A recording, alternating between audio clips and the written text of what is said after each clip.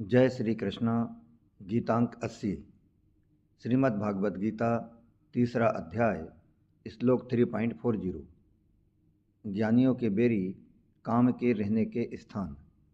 प्रस्तुति योगी अंश रमेश चंद्र भार्गव।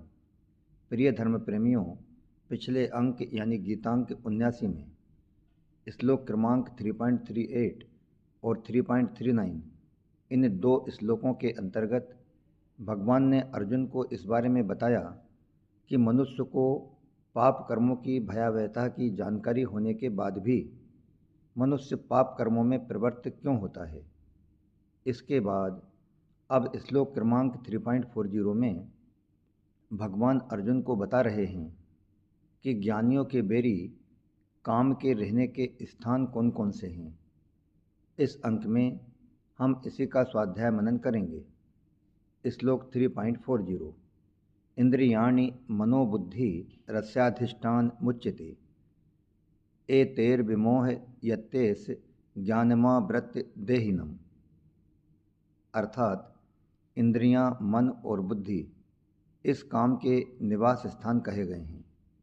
यह काम इंद्रियों, मन और बुद्धि के द्वारा ज्ञान को आच्छादित कर देहाभिमानी मनुष्य को मोहित करता है।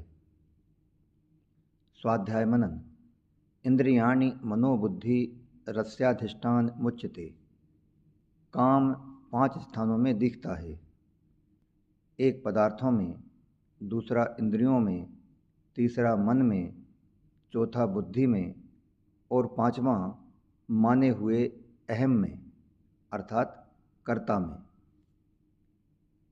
इन 5 स्थानों में दिखने पर भी काम वास्तव में माने हुए अहम अर्थात कर्ता में रहता है, लेकिन दिखाई वह उपर्युक्त 5 स्थानों में देता है। इसीलिए ये उपर्युक्त 5 स्थान काम के वास स्थान कहे जाते हैं। समस्त क्रियाएं शरीर, इंद्रियां, मन और बुद्धि से ही होती हैं। ये चारों कर्म करने के साधन हैं। यदि इनमें काम रहता है तो वह परमार्थिक कर्म नहीं होने देता। इसलिए कर्मयोगी निष्काम, निर्मम और अनासक्त होकर शरीर, इंद्रियों, मन और बुद्धि के द्वारा अंतःकरण की शुद्धि के लिए कर्म करता है। गीता 5:11। वास्तव में काम अहम अर्थात जड़ चेतन के तादात्म्य में ही रहता है और यह अहम अर्थात मैंपन केवल माना हुआ है। मैं अमुक वर्ण, आश्रम, संप्रदाय वाला हूँ, यह केवल मान्यता है। मान्यता के सिवाय इसका दूसरा कोई प्रमाण नहीं है। इस माने हुए संबंध में ही कामना रहती है। कामना से ही सब पाप होते हैं। पाप तो मनुष्य को फल भुगताकर नष्ट हो जाते हैं, पर कामना अहम से चिपकी रहती है। इसलिए मनुष्य के द्वारा नए नए पाप होते रहते हैं। अतः यह कामना ही जीव को बांधने वाली है। महाभारत में कहा है, काम बंधन मैवेकम नान यदस्तिः बंधनम। काम बंधन मुक्तो ही ब्रह्म भूयाय कल्पते। शांति पर्व 251/7। इस प्रकार इस जगत में कामना ही एकमात्र बंधन है, दूसरा कोई बंधन नहीं। जो मनुष्य कामना के बंधन से छूट जाता है वह ब्रह्म भाव प्राप्त करने में समर्थ हो जाता है। एतैर्विमोह यत्तेस ज्ञानमावृत्य देहिनम्। अर्थात कामना के कारण मनुष्य को जो करना चाहिए वह नहीं करता और जो नहीं करना चाहिए वह कर बैठता है। इस प्रकार कामना देहाभिमानी पुरुष को मोहित कर देती है। दूसरे अध्याय में भगवान ने कहा है कि कामना से क्रोध उत्पन्न होता है। कामात् क्रोधो अभिजायते। गीता 2/62। और क्रोध से सम्मोह उत्पन्न होता है। सम्मोह अर्थात अत्यंत मूढ़ भाव। क्रोधाद भवति सम्मोहः, गीता 2/63। तो इससे यह समझना चाहिए कि कामना में बाधा पहुंचाने पर तो क्रोध उत्पन्न होता है, पर यदि कामना में बाधा न पहुंचे तो कामना से लोभ और लोभ से सम्मोह उत्पन्न होता है। और अगर पदार्थ मिल जाए तो लोभ उत्पन्न होता है, और लोभ से फिर मोह उत्पन्न होता है। कामना रजोगुण का कार्य है और मोह तमोगुण का कार्य। रजोगुण और तमोगुण एक दूसरे के पास पास रहते हैं, अतः काम, क्रोध, लोभ और मोह ये चारों एक दूसरे के नज़दीक ही रहते हैं।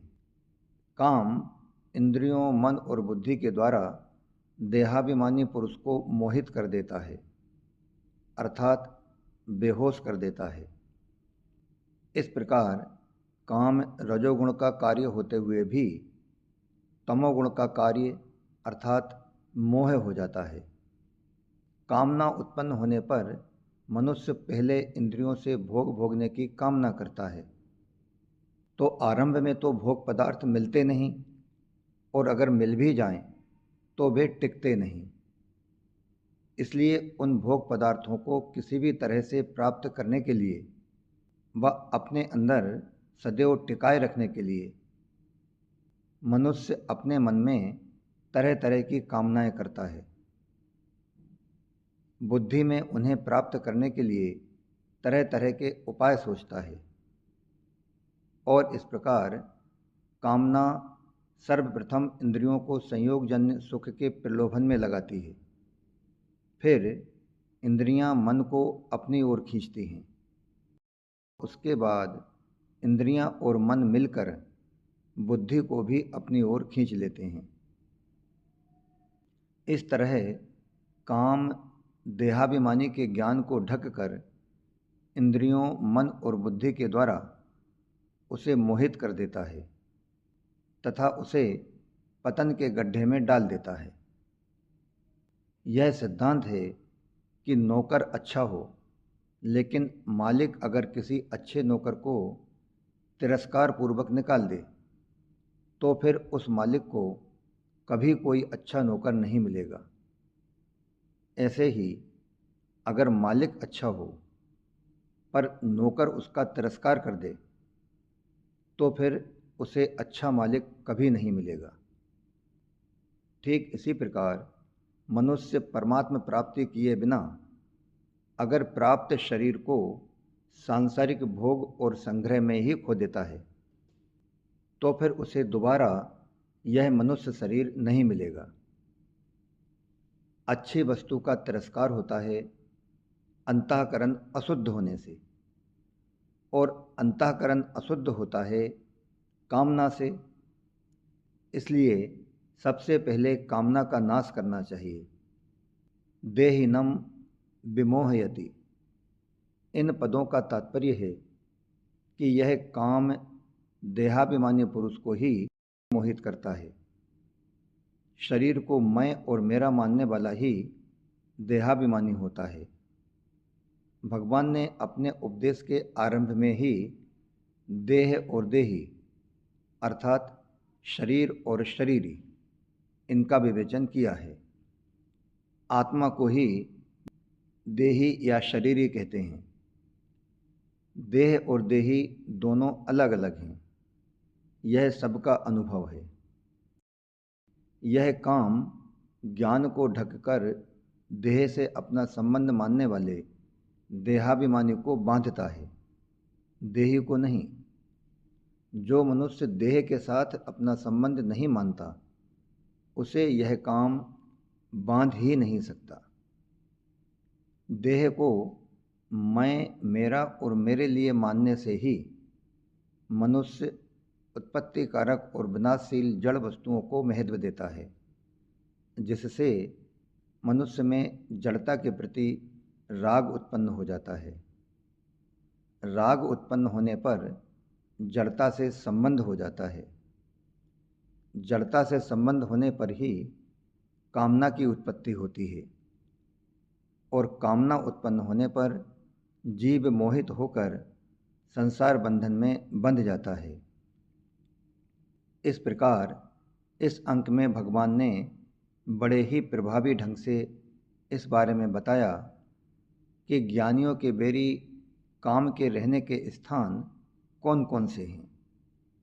इसी के साथ गीतांक 80 यहीं समाप्त होता है। इसके बाद आगे के 3 श्लोक अर्थात श्लोक क्रमांक 3.41, 3.42 और 3.43 में भगवान अर्जुन के लिए काम को मारने का प्रकार बताते हुए उसे मारने की आज्ञा देते हैं। अगले अंक यानी गीतांक 81 में हम इसी का स्वाध्याय मनन करेंगे। जय श्री कृष्णा। योगी अंश रमेश चंद्र भार्गव।